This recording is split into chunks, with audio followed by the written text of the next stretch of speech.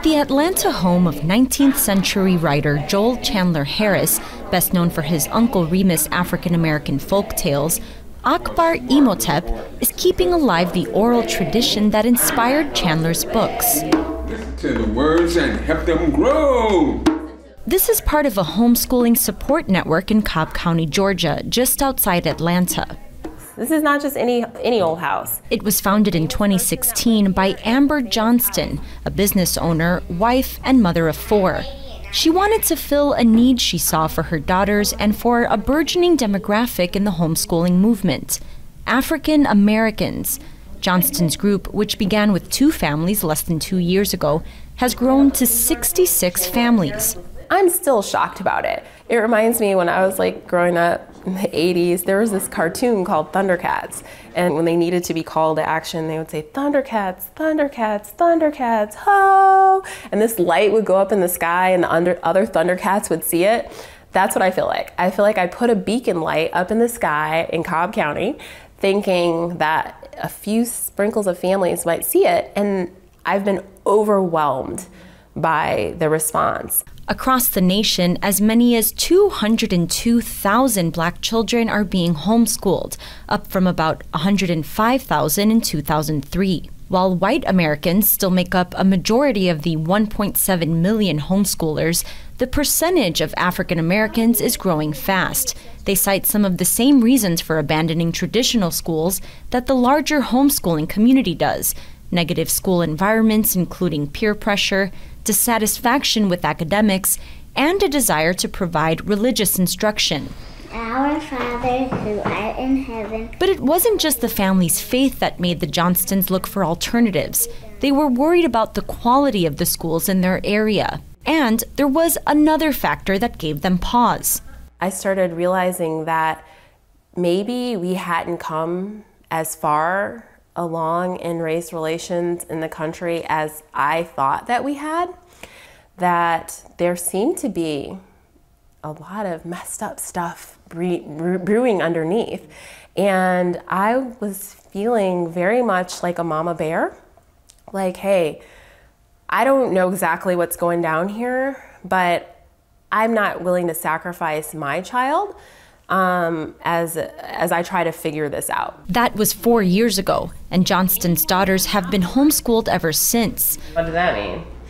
If you don't work for your food, you can't get it. The decision to home educate was strengthened in 2014 when Johnston found out she was having the first of her 2 boys. She was initially excited. And my very second thought was, great, now I'm the mother of America's most hated. And what am I going to do with that? When I look at my little boys, I just see beauty, and the thought of putting them in an environment where one day they would be looked upon potentially and very likely as being less than, less smart, less deserving, less safe. And I just hear less. Johnston isn't alone. Cheryl Field Smith, a professor of education at the University of Georgia, has heard from a lot of parents like Amber Johnston. In 2009, she published a study about Black homeschoolers. She found the vast majority cite perceptions of or experiences with racism in public and private schools as a reason for homeschooling. The research shows us that we have discipline disproportionality where Black males are suspended 2 times more than their other counterparts. So that's not by accident. I think that's racism. I think that that's prejudice and assumptions that we're making about children. Judy Sarden, who lives just outside of Atlanta, knows these kinds of assumptions all too well. Sarden and her husband, an architect, both went to public schools. She was an attorney making 6 figures when she decided to quit her job to teach her 2 kids, 10-year-old Aiden and 9-year-old Haley. Kind of hard to imagine that person quitting their fancy corporate job and going home to be with their children. It was 2012. Sarden says then 4-year-old Aiden had a tough year with one teacher in his Montessori class. My son was reading at the time. He was young, but he was reading. And the other teachers had pushed him. Anything he showed an aptitude for, they had pushed him and helped him to develop it in a way that he enjoyed it. But this teacher, who had come from the public schools, didn't. And I begged her to, I sent her books to school that he was reading and asked her to encourage him and have him read to her, and she never did. There was no expectation that he should be able to read. And I could see kind of, the writing on the wall. I could see where we were going with his education, with him regressing the way he did that one year. It was drastic, and it was heartbreaking. Keeping her kids home, Sarden says she is able to shape their curriculum. That includes history lessons they won't get in public school. Depending on what state you're in, you learn about African enslavement in the Americas, or you don't learn about it at all. And basically, that is the history that all kids, black and white, learn about black people. With her kids, she teaches a different way. So we don't just learn about the Greek and Roman empires. We learn about the African civilizations. We learn about what's going on in the Americas. We get to learn about what's going on pretty much on every continent throughout history. So that by the time we get to modern times and we get to African enslavement in the Americas, we've studied 4,000 or 5,000 years of world history, but especially African history. So that for my children, their history didn't just start 300 years ago here in the Americas. Their history started back in Africa. We go hard on African American history and culture, and again, that's a reflection of just what I didn't know.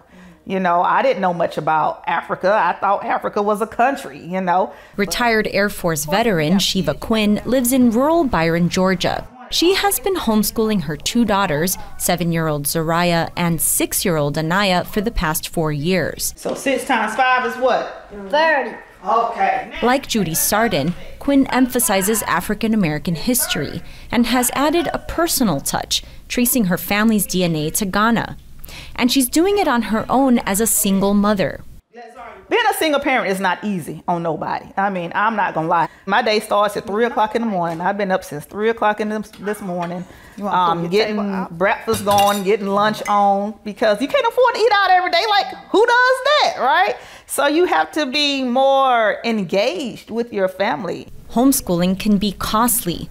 Like private school families, homeschoolers still must pay the local taxes that pay for public school, even though their kids are not enrolled. The cost of educational content can run into the hundreds, and funds for teaching tools like tablets and these programmable robots come directly out of parents' pockets. But with access to low-cost or free online lessons, Quinn says being a homeschooling single mom is possible. A combination of her Air Force pension, a job teaching a few online classes, and financial contributions from her ex-husband allows Quinn to stay at home.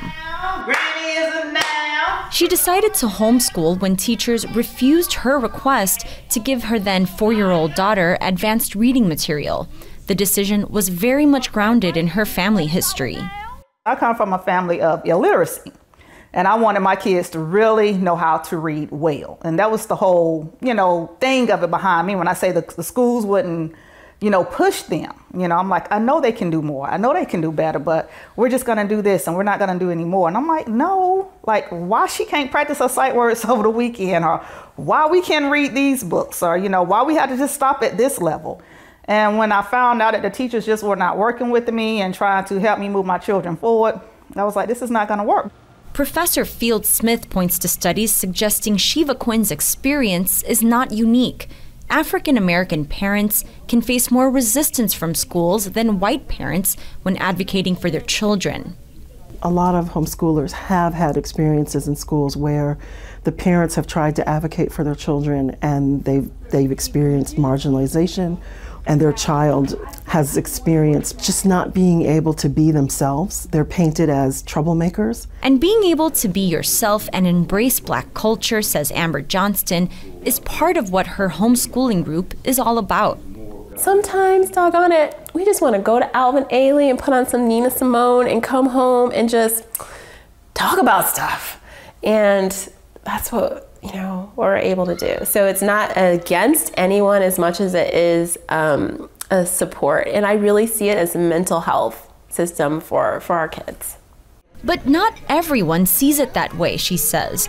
On social media, she's received some painful comments particularly from those outside her Black community. You're basically teaching racism to your kids, or your group is an example of reverse racism.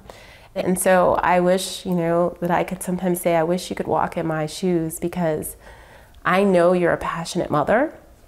And I know that if your little girl was heartbroken, you would start any kind of group you could to help her.